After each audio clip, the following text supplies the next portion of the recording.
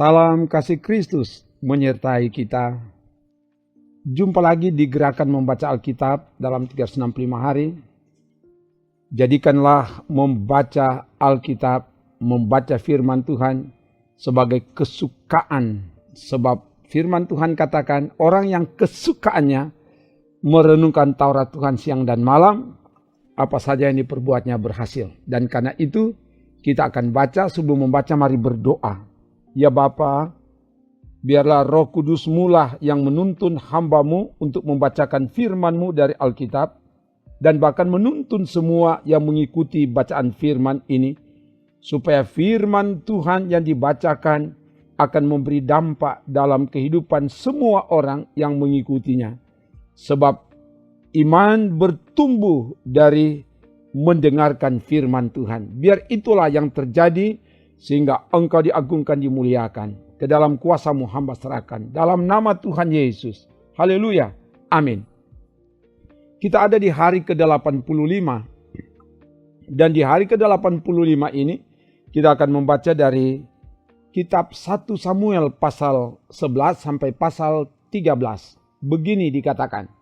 Maka Nahas orang Amon itu bergerak maju dan berkemah mengepung Yabes Gilead. Lalu berkatalah semua orang Yabes itu kepada Nahas, adakanlah perjanjian dengan kami, maka kami akan takluk kepadamu. Tetapi Nahas orang Amon itu berkata kepada mereka, dengan syarat inilah aku akan mengadakan perjanjian dengan kamu, bahwa tiap mata kananmu akan kucungkil. Dengan demikian aku mendatangkan malu kepada segenap orang Israel. Para tua-tua Yabes berkata kepadanya, berilah kelonggaran kepada kami 7 hari lamanya, supaya kami mengirim utusan ke seluruh daerah Israel, dan jika tidak ada seorang pun yang menyelamatkan kami, maka kami akan keluar menyerahkan diri kepadamu. Ketika para utusan itu sampai di Gebea Saul, dan menyampaikan hal itu kepada bangsa itu, menangislah bangsa itu dengan suara nyaring. Saul baru saja datang dari padang dengan berjalan di belakang lembunya, dan ia bertanya, ada apa dengan orang-orang itu sehingga mereka menangis? Mereka menceritakan kepadanya kabar orang-orang Yabes itu. Ketika Saul mendengar kabar itu, maka berkuasalah roh Allah atas dia, dan menyala-nyalalah amarahnya dengan sangat. Diambilnyalah sepasang lembu, dipotong-potongnya, lalu potongan-potongan itu dikirimkannya ke seluruh daerah Israel dengan perantaran utusan pesannya. Siapa yang tidak maju mengikuti Saul dan mengikuti Samuel, lembu-lembunya akan diperlakukan juga demikian. Lalu Tuhan mendatangkan ketakutan kepada bangsa itu, sehingga majulah mereka serentak. Ketika Saul memeriksa barisan mereka di Besek, maka ada 300.000 orang Israel dan 30.000 orang Yehuda. Kepada para utusan yang datang itu dikatakan, beginilah kamu katakan kepada orang-orang Yabes Gilead, besok pada waktu panas teriknya matahari akan datang bagimu penyelamatan. Ketika para utusan kembali dan memberitahukan hal itu kepada orang-orang Yabes, bersukacitalah mereka. Lalu orang-orang Yabes itu berkata kepada Nahas, besok kami akan keluar menyerahkan diri kepadamu, maka bolehlah kamu lakukan terhadap kami apapun yang kamu pandang baik.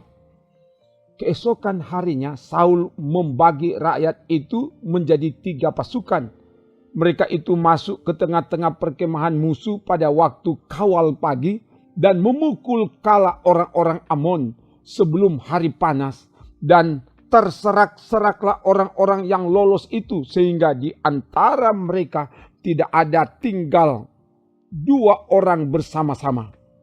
Lalu berkatalah bangsa itu kepada Samuel, siapakah yang telah berkata, masakan Saul menjadi raja atas kita? serahkanlah orang-orang itu supaya kami membunuhnya. Tetapi kata Saul, pada hari ini seorang pun tidak boleh dibunuh, sebab pada hari ini Tuhan telah mewujudkan keselamatan kepada Israel. Dan Samuel berkata kepada bangsa itu, marilah kita pergi ke Gilgal dan membaharui jabatan raja di sana. Lalu pergilah seluruh bangsa itu ke Gilgal dan menjadikan Saul raja di sana di hadapan Tuhan di Gilgal. Dan mereka mempersembahkan di sana korban keselamatan di hadapan Tuhan. Dan bersukarialah di sana Saul dan semua orang Israel dengan sangat. Berkatalah Samuel kepada seluruh orang Israel, telah kudengarkan segala permintaanmu yang kamu sampaikan kepadaku, dan seorang raja telah kuangkat atasmu. Maka sekarang raja itulah yang menjadi pemimpinmu, tetapi aku ini telah menjadi tua dan beruban, dan bukankah anak-anakku laki-laki ada di antara kamu? Akulah yang menjadi pemimpinmu dari sejak mudaku sampai hari ini. Di sini aku berdiri, berikanlah kesaksian menentang aku di hadapan Tuhan dan di hadapan orang yang diurapinya. Lembu siapakah yang telah kuambil? Keledai siapakah yang telah kuambil? Siapakah yang telah kuperas? Siapakah yang telah kuperlakukan dengan kekerasan? Dari tangan siapakah telah kuterima sogok sehingga aku harus tutup mata? Aku akan mengembalikannya kepadamu. Jawab mereka, engkau tidak memeras kami, dan engkau tidak memperlakukan kami dengan kekerasan, dan engkau tidak menerima apa-apa dari tangan siapapun. Lalu berkatalah ia kepada mereka, Tuhan menjadi saksi kepada kamu, dan orang yang diurapinya pun menjadi saksi pada hari ini, bahwa kamu tidak mendapat apa-apa dalam tanganku. Jawab mereka, dia menjadi saksi. Lalu berkatalah Samuel kepada bangsa itu, Tuhanlah saksi yang mengangkat Musa dan Harun, dan yang menuntun nenek moyangmu keluar dari tanah Mesir. Maka sebab itu berdirilah supaya aku bersama-sama dengan kamu berhakim di hadapan Tuhan mengenai segala perbuatan keselamatan Tuhan yang telah dikerjakannya kepadamu dan kepada nenek moyangmu. Ketika Yakub datang ke Mesir dan nenek moyangmu berseru-seru kepada Tuhan, maka Tuhan mengutus Musa dan Harun yang membawa nenek moyangmu keluar dari Mesir dan membiarkan mereka diam di tempat ini. Tetapi mereka melupakan Tuhan Allah mereka, dan ia menyerahkan mereka ke dalam tangan Sisera, panglima tentara di Hasor, dan ke dalam tangan orang Filistin dan Raja Moab yang berperang melawan mereka. Mereka berseru-seru kepada Tuhan, katanya, kami telah berdosa sebab kami telah meninggalkan Tuhan dan beribadah kepada para Baal dan para Asitoret. Maka sekarang lepaskanlah kami dari tangan musuh kami, maka kami akan beribadah kepadamu. Sesudah itu Tuhan mengutus Yerubbaal, Barak, Yefta, dan Samuel, dan melepaskan kamu dari tangan musuh di sekelilingmu, sehingga kamu diam dengan tentram.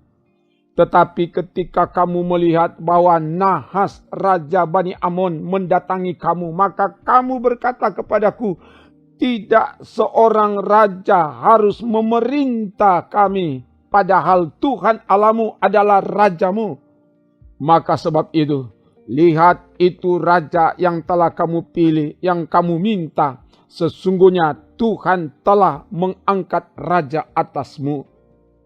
Asal saja kamu takut akan Tuhan, beribadah kepadanya, mendengarkan firman-Nya dan tidak menentang titah Tuhan.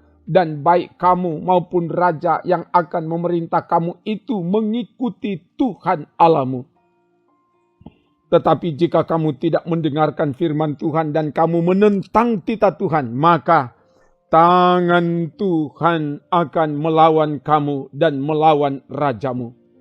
Sekarang tinggallah berdiri dan lihatlah perkara yang besar yang akan dilakukan Tuhan di depan matamu ini. Bukankah sekarang musim menuai gandum? Aku akan berseru kepada Tuhan supaya Ia memberikan guru dan hujan. Lihatlah dan sadarlah bahwa besar kejahatan yang telah kamu lakukan itu di mata Tuhan dengan meminta raja bagimu.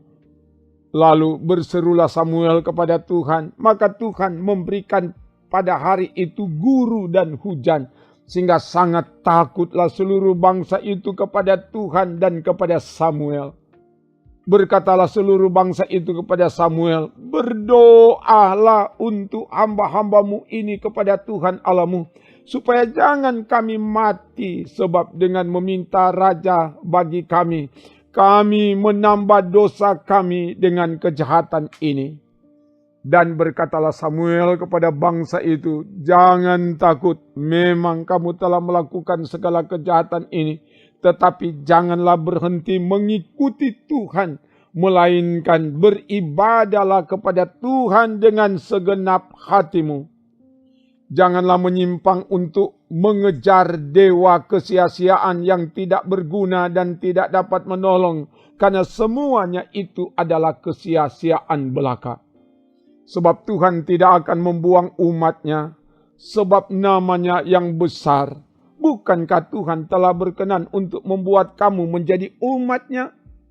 Mengenai aku, jauhlah daripadaku untuk berdosa kepada Tuhan dengan berhenti mendoakan kamu. Aku akan mengajarkan kepadamu jalan yang baik dan lurus. Hanya takutlah akan Tuhan dan setialah beribadah kepadanya dengan segenap hatimu. Sebab ketahuilah betapa besarnya hal-hal yang dilakukannya di antara kamu. Tetapi jika kamu terus berbuat jahat, maka kamu akan dilenyapkan, baik kamu maupun rajamu itu. Saul berumur sekian tahun ketika ia menjadi raja, 2 tahun ia memerintah atas Israel. Saul memilih 3.000 orang dari antara orang Israel, 2.000 orang ada bersama-sama dengan Saul di Mikmas. Dan di pegunungan Betel, sedang 1.000 orang ada bersama-sama dengan Yonatan di Gibea Benyamin. Tetapi selebihnya dari rakyat itu disuruhnya pulang masing-masing ke kemahnya. Yonatan memukul kala pasukan pendudukan orang Filistin yang ada di Geba. Dan hal itu terdengar oleh orang Filistin. Karena itu Saul menyuruh meniup sangkakala di seluruh negeri. Sebab pikirnya, biarlah orang Ibrani mendengarnya. Demikianlah seluruh orang Israel mendengar kabar bahwa Saul telah memukul kala pasukan pendudukan orang Filistin. Dan dengan demikian orang Israel dibenci oleh orang Filistin. Kemudian dikerahkanlah rakyat itu untuk mengikuti Saul ke Gilgal. Adapun orang Filistin telah berkumpul untuk berperang melawan orang Israel. Dengan 3.000 kereta, 6.000 orang pasukan berkuda, dan pasukan berjalan kaki sebanyak pasir di tepi laut. Mereka bergerak maju dan berkemah di Mikmas di sebelah timur Bet Awen. Ketika dilihat orang-orang Israel bahwa mereka terjepit sebab rakyat memang terdesak, maka larilah rakyat bersembunyi di gua, keluk batu, bukit batu, liang batu, dan perigi. Malah ada orang Ibrani yang menyeberangi arungan sungai Yordan menuju tanah Gad dan Gilead, sedang Saul masih di Gilgal dan seluruh rakyat mengikutinya dengan gemetar. Ia menunggu 7 hari lamanya sampai waktu yang ditentukan Samuel. Tetapi ketika Samuel tidak datang ke Gilgal, mulailah rakyat itu berserak-serak meninggalkan dia. Sebab itu Saul berkata, bawalah kepadaku korban bakaran dan korban keselamatan itu. Lalu ia mempersembahkan korban bakaran. Baru saja ia habis mempersembahkan korban bakaran, maka tampaklah Samuel datang. Saul pergi menyongsongnya untuk memberi salam kepadanya. Tetapi kata Samuel, "Apa yang telah kau perbuat?"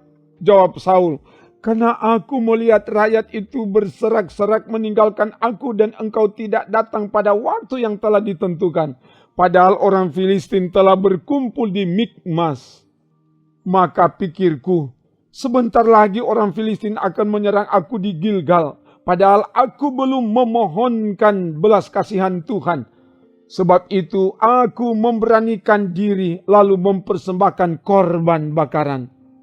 Kata Samuel kepada Saul, "Perbuatanmu itu bodoh. Engkau tidak mengikuti perintah Tuhan Allahmu yang diperintahkannya kepadamu. Sebab sedianya Tuhan mengokohkan kerajaanmu atas orang Israel untuk selama-lamanya. Tetapi sekarang kerajaanmu tidak akan tetap. Tuhan telah memilih seorang yang berkenan di hatinya. Dan Tuhan telah menunjuk dia menjadi raja atas umatnya karena engkau tidak mengikuti apa yang diperintahkan Tuhan kepadamu." Kemudian berangkatlah Samuel dan pergi dari Gilgal ke Gibea Benyamin.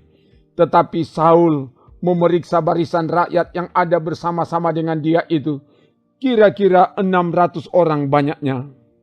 Saul dan Yonatan anaknya dan rakyat yang ada bersama-sama dengan mereka tinggal di Geba Benyamin, sedang orang Filistin berkemah di Mikmas. Maka keluarlah orang-orang penjara dari perkemahan orang Filistin dalam 3 gerombolan. Gerombolan yang satu mengambil jalan ke Ofra, ke daerah Sual. Gerombolan yang kedua mengambil jalan ke Bet Horon. Dan gerombolan yang satu lagi mengambil jalan ke perbatasan yang menghadap ke lembah Seboim, arah ke padang gurun. Seorang tukang besi tidak terdapat di seluruh negeri Israel, sebab orang Filistin berkata, "Jangan-jangan orang Ibrani membuat pedang atau tombak." Jadi semua orang Israel harus pergi kepada orang Filistin untuk mengasah mata bajaknya, beliungnya, kapaknya, atau aritnya masing-masing. Adapun bayarannya ialah 2/3 sikal untuk mata bajak dan beliung, dan 1/3 sikal untuk mengasah kapak dan untuk memasang kusa. Sehingga pada hari pertempuran itu sebilah pedang atau lebing pun tidak terdapat pada seluruh rakyat yang ada bersama Saul dan Yonatan. Tetapi Saul dan Yonatan anaknya itu masih mempunyainya. Dan suatu pasukan pengawal orang Filistin telah keluar ke pelintasan gunung di Mikmas. Demikian bacaan firman Tuhan dari Alkitab. Mari berdoa. Terima kasih Bapa, oleh tuntunan kuasa Roh Kudus-Mu, hamba-Mu sudah dapat membacakan firman-Mu. Kami percaya firman Tuhan yang dibacakan tidak pernah kembali dengan sia-sia. Biar firman-Mu berkuasa dan menguasai setiap orang yang mengikuti, supaya mereka bertumbuh di dalam iman ketika mendengar firman Tuhan yang dibacakan ini. Dan semua yang mengikuti dimanapun mereka berada, kami tumpangkan tangan dari tempat ini. Yang lemah Tuhan kuatkan, yang bimbang Tuhan teguhkan iman mereka. Yang bergumul karena sakit Tuhan sembuhkan, yang berkekurangan Tuhan cukupi, yang bergumul atas pekerjaan Tuhan bukakan lapangan pekerjaan, dan Tuhan beri semangat untuk tidak menyerah, terus berjuang dalam hidup ini. Terpuji nama-Mu Bapa, ini doa kami. Dalam nama Tuhan Yesus. Haleluya. Amin. Demikian bacaan firman Tuhan dari Alkitab. Tuhan Allah yang selalu menyertai, menolong, akan terus menjagai dan menolong saudara kini dan sampai seterusnya. Amin. Trims.